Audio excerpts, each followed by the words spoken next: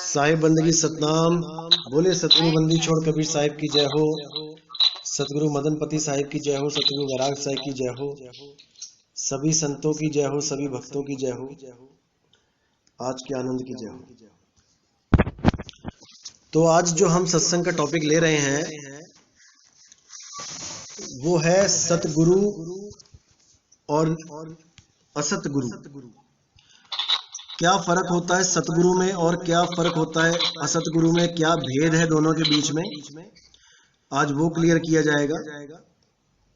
जैसे कि नाम से ही पता लग रहा है कि सतगुरु का मतलब होता है जो सत्य है। जो सत्य है मतलब जो सत्य को जानता है। जो सत्य को जानता है वो सतगुरु है, और जो सत्य को नहीं जानता भले वो गुरु है लेकिन वो सतगुरु नहीं है। गुरु हो सकता है, गुरुआ हो सकता है, लेकिन सतगुरु नहीं हो सकता, क्योंकि सतगुरु सारे भ्रम तोड़ देता है। अगर कोई भी भ्रम आपके जीवन में बसता है तो जान लो कि आपको सतगुरु अभी मिला ही नहीं। जिसके लिए बोला गया कि सतगुरु मिला जो जानिए ज्ञान उजाला होए, और भ्रम का भांडा तोड़ के रहे निराला सोए। यानी कि सतगुरु ऐसा होता है जो आपको, आपके मन में जितने भी भ्रम होते हैं वो सब भ्रमों को तोड़ देता है। आपके अंदर जितनी भी संशय है, जितने भी आपके अंदर जो ख्याल चल रहे होते हैं जो आपको भ्रमित करते हैं, उन सबको वो खत्म कर देता है। और कैसे करता है? ज्ञान आधार से। वो ज्ञान आधार से आपको ऐसा सर्वश्रेष्ठ ज्ञान देता है जिसके द्वारा आपके सारे संशय खत्म हो जाते हैं। आपके जितने भी सवाल होते हैं वो सब के सब खत्म हो जाते हैं, और आपके अंदर एक ऐसी चेतना जागती है जो सत्य को पाने के लिए ललायित हो जाती है। सत्य को पाना चाहती है, दिन रात उस सत्य की खोज में लगवा देती है आपको। सतगुरु वो होता है जो आपके अंदर एक ऐसी आग पैदा कर देता है कि आप सारे काम करते हुए भी, दिन रात आप काम कर रहे हो अपने लिए, अपने बीवी बच्चों के लिए, अपने घर बार के लिए, अपने माँ बाप के लिए, लेकिन सारे काम करते करते भी आप एक पल भी उसको नहीं बिसारते। आप एक पल भी उसको नहीं भूलते हो। आपके चित्त में वो ऐसा रम जाता है, आपके ख्याल में, आपके विचारों में, आपकी सूरत में वो ऐसा रम जाता है कि उसको आप भुला नहीं सकते। इसीलिए बार बार साहिब ने उसको शब्द गुरु सुरत धुन चेला बोला है कि वो शब्द गुरु है, और उस शब्द गुरु की जो धुन है उसको सुनने वाला जो है वो चेला है। जब तक वो चेला उस धुन को नहीं सुनेगा वो सच्चा चेला नहीं बन सकता। गुरु पूरा और शिष्य शूरा, ये दोनों मिलके ही असली काम कर सकते हैं, अन्यथा नहीं। गुरु पूरा है, ओके जी पूरा है, लेकिन अगर चेला शूरा नहीं है, यानी चेला पूरा नहीं है, तब भी बात नहीं बनेगी। गुरु अधूरा है लेकिन चेला पूरा है, तब भी बात नहीं बनेगी। गुरु पूरा हो, चेला शूरा हो, यानी विवेकी हो। ऐसा विवेकी हो कि जब विवेक जाग जाता है तो उसके बाद उसको कोई भ्रमित ना कर पाए, क्योंकि अधूरे गुरुओं की यही खासियत होती है कि वो आपको केवल भ्रमित करना जानते हैं। वो आपको ऐसा भ्रमित करते हैं वाणियों के द्वारा कि आपको लगता है अरे बात तो सही कर रहा है क्योंकि वाणी में लिखा है, लेकिन उस वाणी के भावों को नहीं पकड़ पाते। जैसे मैंने पहले भी, कल भी बताया था, परसों भी बताया था कि जिस वाणी में लिखा है कि परमात्मा हृदय में बसता है, हमारे ग्रंथों में भी लिखा है कि परमात्मा मेरे ही बस गए, हृदय में बस गए, तो इसका मतलब ये नहीं कि वो मेरे हृदय में ही बसे हुए हैं। ये तो एक भाव होता है। जैसे हम किसी को कहते हैं भाई तू तो मेरे दिल में बसता है, अब हमने कह दिया किसी को तू मेरे दिल में बसता है, तो इसका मतलब ये थोड़ी नहीं है कि वो मेरे दिल के अंदर आके घुस गया। ऐसा बिल्कुल नहीं है। यानी वो मेरी सूरत में है, यानी वो मेरे ख्यालों में है, मैं 24 घंटे उसको ही याद कर रहा हूं। ये भाव होता है। जैसे कई लोग हनुमान जी का प्रमाण देते हैं कि हनुमान जी के दिल में भगवान बसते थे, देखो उन्होंने छाती फाड़ के दिखाया। अरे तो भाई उनके वो भाव थे कि राम और सीता जी मेरे हृदय में बसते हैं, ना कि ये भाव थे कि परमात्मा अपनी घरवाली के साथ यानी अपनी बीवी के साथ मेरे दिल में बस रहा है। ये भाव नहीं थे उनके ये भाव थे कि जिसको मैंने प्रभु श्री राम माना है और जिसको मैंने माता जानकी माना है, अपनी माता माना है, वो मेरे हृदय में बसते हैं। उनको मैं पल पल दिल से याद करता हूँ, ना कि दिल चीर के दिखा के उन्होंने ये साबित किया कि वो मेरे दिल में ही बसते हैं। ऐसा बिल्कुल नहीं है भाई, ऐसा बिल्कुल नहीं है। मैंने कल भी बताया था आपको कि परमात्मा के जो गुण होते हैं, जो परमात्मा के जो लक्षण होते हैं, वही लक्षण इस जीव के हो जाते हैं जब ये अपने स्वरूप को जान जाता है। जब ये अपने स्वरूप को जान जाता है, ये जीव अवस्था से पीव अवस्था में पहुंच जाता है, तो इसका दिल जो है वो प्रेम से भर जाता है, लबालब।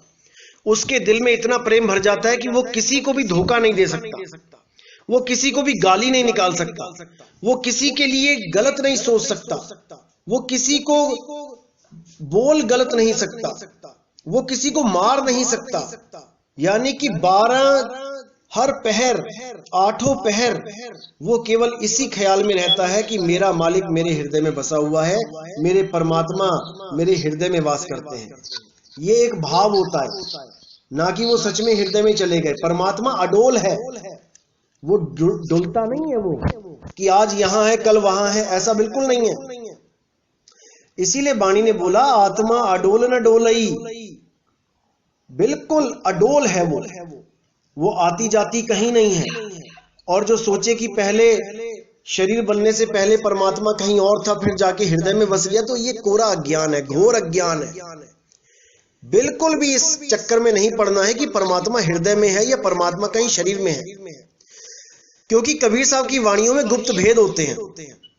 कबीर साहब ने बोला ज्यों तिल माही तेल है और ज्यों चकमक में आग, और तेरा साईं तुझ में है, जाग सके तो जाग। अब साहिब ने बोला कि ज्यों तिल माही तेल है, इसका मतलब क्या है कि जैसे तिलों में तेल होता है। अब बंदा कहेगा तिलों में तो तेल अंदर है, तिलों के बिल्कुल अंदर है, लेकिन क्या कच्चे तिलों में तेल निकाल सकते हो? नहीं निकाल पाओगे। कच्चे तिलों में आप तेल नहीं निकाल सकते, उसकी जुगती होती है। परमात्मा आपके अंदर है लेकिन जुगती है उसकी। कैसे मिलेगा वो? जब भेदी गुरु मिल जाएगा, जुगती बताने वाला गुरु मिल जाएगा, जो आपको बताएगा कि पहले तिलों को पका लो, यानी कि उसको पकने दो। जब वो पूर्ण तरह पक जाएगा उसके बाद उसका तेल निकाला जाएगा, ना कि कच्चे तिलों में से तेल निकलेगा। और ज्यों चकमक में आग, चकमक का जो पत्थर होता है उसमें जैसे आग निकलती है, तो आग पत्थर तोड़ के अंदर थोड़ी नहीं छुपी हुई है कि पत्थर तोड़ोगे तो अंदर से आग मिलेगी आपको। पत्थर तोड़ोगे अंदर पत्थर ही मिलेगा, अंदर आपको कण, पत्थर के ही कण मिलेंगे। लेकिन वो पत्थर की सतह पे जब दो पत्थर टकराते हैं तो पत्थर की सतह पे अग्नि प्रकट होती है। वो अग्नि कहां है? वो पत्थर के बाहर है, पत्थर के अंदर नहीं है। वो पत्थर की सतह पर गुप्त रूप से प्रकट है। जैसे फूलों के ऊपर बास, फूलों के ऊपर सुगंध है, फूलों के अंदर नहीं है। उसका पोस्टमार्टम करके देखोगे तो अंदर सुगंध नहीं मिलेगी, लेकिन वो फूलों के ऊपर है। आप फूल को सूंघोगे आपको वो सुगंध मिलेगी। जैसे बोला कस्तूरी कुंडल बसे मृग ढूंढे बनमाही, और ऐसे रमता राम है ये दुनिया जाने नहीं। अब हृदय में अगर बोला है तो हिरण के भी हृदय में बोल सकते थे कि परमात्मा हिरण के हृदय में रहता है, लेकिन उन्होंने कस्तूरी का जिक्र किया। कस्तूरी शरीर से बाहर नाभि पे होती है, वो एक खास स्थान पे होती है नाभि में, वो अंदर नहीं है कि उसके हृदय में ढूंढोगे तो कस्तूरी मिल जाएगी, या उसके किडनी लीवर में ढूंढोगे कस्तूरी मिल जाएगी। नहीं, उस कस्तूरी का एक खास स्थान है। जो भेदी होगा वही जान पाएगा कि कस्तूरी कहां है, और जो भेदी नहीं होगा वो ढूंढता रह जाएगा, उसको वह कस्तूरी मिलने वाली नहीं है। इसलिए साहिब ने बार बार बोला है कि भेदी गुरु की खोज करो। और ये लोग कहते हैं, कुछ अज्ञानी जीव कहते हैं कि गुरु की जरूरत नहीं है, कि आपको ग्रंथों से ही पता लग जाएगा, ग्रंथों में पढ़ लो समझ में आ जाएगा। ऐसा बिल्कुल नहीं है भाई। मीराबाई के गुरु रविदास जी थे, राजा पीपा के गुरु रविदास जी थे, अन्य गुरुओं के भी आगे गुरु थे। गुरु प्रणाली चलती है, गुरु परंपरा चलती है जीवों को जगाने के लिए, यही बताने के लिए कि वो कस्तूरी कहां है। वरना पूरा पोस्टमार्टम कर दोगे हिरण का, कस्तूरी नहीं मिलेगी। जैसे मक्खन में घी छुपा है, आप मक्खन को लेके उसका पोस्टमार्टम कर दो, तार तार कर दो, उसको बिल्कुल अलग अलग कर दो, तब भी मक्खन में घी नहीं ढूंढ पाओगे। लेकिन जब एक भेदी गुरु मिलेगा आपको, तब आपको उसी मक्खन में से घी निकाल के अलग कर देगा, घी निकाल के उसकी प्राप्ति करवा देगा। तो इसी प्रकार भेदी गुरु का होना बहुत आवश्यक है। भेदी गुरु जब तक नहीं मिलेगा संशय खत्म नहीं होंगे। इसलिए साहिब ने बार बार समझाया कि वस्तु कहीं ढूंढे कहीं कैसे लागे हाथ, और गुप्त वस्तु तब मिले जब भेदी लीजे साथ। जब तक गुप्त वस्तु नहीं मिलेगी, कब तक नहीं मिलेगी? जब तक भेदी गुरु ना मिल जाए। जब तक वस्तु मिल ही नहीं सकती। तो भेदी गुरु का बहुत महत्व है। बिना भेदी गुरु के किसी का कल्याण नहीं हो सकता। हर जगह साहिब ने गुरु की परिभाषा बताई है कि भेदी गुरु ही सतगुरु होता है। जब तक भेदी गुरु के शरण में नहीं गए, जब तक आपको मंत्र जपवाने वाले गुरु ही मिलते रहेंगे, या शरीर के अंदर परमात्मा बताने वाले ही गुरु मिलते रहेंगे। कोई कहेगा वो नाभि चक्र में है, कोई कहेगा वो कंठ चक्र में है, कोई कहेगा त्रिकुटी में है, कोई कहेगा गुदा चक्र में है, कोई कहेगा स्वाद चक्र में है, कोई हृदय में बताएगा। ऐसे ही उलझाते रहेंगे, नहीं उलझना है। इसीलिए साहिब ने शब्द द्वार की बात करी कि शब्द का द्वार ढूंढो, ऐसा गुरु ढूंढो जो शब्द के द्वार को जानता है। तो साहिब ने बोला झूठे गुरु के पक्ष को तजत न कीजे वार, और द्वार न पावे शब्द का भटके बारंबार। जो शब्द के द्वार को नहीं जान पाता है, यानी कि जब इस देह को त्यागना होगा, कोई कितना ही बोलता रहे कि प्राणों में ध्यान लगाओ, या नाभि में ध्यान लगाओ, या श्वासों में ध्यान लगाओ, या हृदय में ध्यान लगाओ, कहीं भी ध्यान लगा लो भाई, शरीर तो त्यागना पड़ेगा। इस गलत फहमी में मत रहना कि हृदय में ध्यान लगाऊंगा तो मैं हृदय में ही रहूंगा। ऐसा बिल्कुल नहीं है। आपको पूरा शरीर खाली करना पड़ेगा। आपके पैरों की तरफ से चेतना उठेगी और आपके पैर ठंडे होने लगेंगे। सबसे पहले पैर ठंडे होंगे, फिर धीरे धीरे धीरे धीरे जांघों तक आएगा, आपकी चेतना जांघों तक उठेगी, फिर पेट तक ठंडा हो जाएगा, फिर छाती ठंडी होगी, गला ठंडा होगा, फिर त्रिकुटी पे आके खड़े हो जाओगे। वहां पे आपके हिसाब किताब की घड़ी आएगी।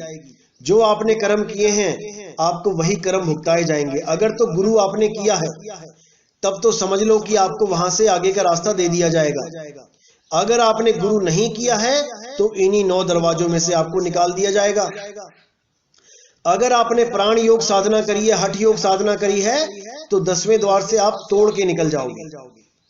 10वें द्वार को तोड़ के निकल जाने पर भी आपकी मुक्ति नहीं होगी। कबीर साहब ने साफ बोला है, 10वें द्वारे प्राण निकले राज खानी जाए, कुछ देर राज भोगे फिर पाछे पछताए। हमारा रास्ता 10वें द्वार को तोड़ के बाहर झटके से निकलने का नहीं है। इसको अच्छी तरह समझ लो। यही भेद है हठ योगियों में और हमारे में। हठ योगी प्राण योग द्वारा, हठ योग द्वारा 10वें द्वार को तोड़ के ऊपर ब्रह्मांड में चले जाते हैं। आपको गीता का ज्ञान जब दिखाया जाएगा, समझाया जाएगा, तो आपको हर चीज समझ में आएगी। और जो सहज योगी होते हैं, जो सहज अवस्था में रहते हैं, वो अपने आत्म स्वरूप में स्थित हो जाते हैं। वो ना नीचे जाते हैं ना ऊपर जाते हैं, वो अपने मूल में समा जाते हैं। ना अर्ध में ना ऊर्ध में, वो दोनों को छोड़ के अपने निज स्वरूप में चले जाते हैं। लेकिन वो निज स्वरूप कहां मिलेगा, कौन सी जगह है, इसका भेद केवल भेदी गुरु ही बता सकता है। तो बहुत से लोग मदन साहिब के पंथ में आते हैं, जो यथार्थ कबीर पंथ है। मदन पंथ इसलिए बोलता हूं ताकि कोई कंफ्यूज ना रहे कि कबीर पंथ में मतलब बहुत सारे पंथ आते हैं। जैसे गरीबदास जी पंथ भी कबीर पंथ कहलाता है, धर्मदास जी पंथ भी कबीर पंथ कहलाता है, और भी अन्य गुरु हैं जो अपने आप को कबीर पंथ कहते हैं। लेकिन उनकी साधना मदन साहिब के पंथ की साधना से बिल्कुल अलग है। इसलिए जस्ट फॉर डिफरेंशिएट करने के लिए मैं मदन साहिब का पंथ बोलता हूं। हालांकि ये है कबीर पंथ, लेकिन मदन साहिब का नाम लेता हूं ताकि आपको एकदम समझ में आ जाए कि मैं कौन से पंथ की बात कर रहा हूं, कौन सी भक्ति विधि की बात कर रहा हूं। तो मदन साहिब के पंथ में, कबीर साहब के पंथ में कई लोग आते हैं, साधना भी करते हैं, लेकिन अधूरा ज्ञान समझने के कारण, यानी कि ज्ञान ना होने के कारण वो इस पंथ को योगियों का पंथ, यानी जोगियों का, जो कानों में कुंडल डालते हैं, उन योगियों का पंथ समझ के भ्रमित हो जाते हैं, क्योंकि वो 10वें द्वार को समझ नहीं पाते कि 10वें द्वार का खेल क्या है। भाई 10वें द्वार का खेल बहुत निराला है, लेकिन हमारा रास्ता 10वां द्वार नहीं है, हमारा अंत 10वां द्वार नहीं है, हमारी मंजिल 10वां द्वार नहीं है।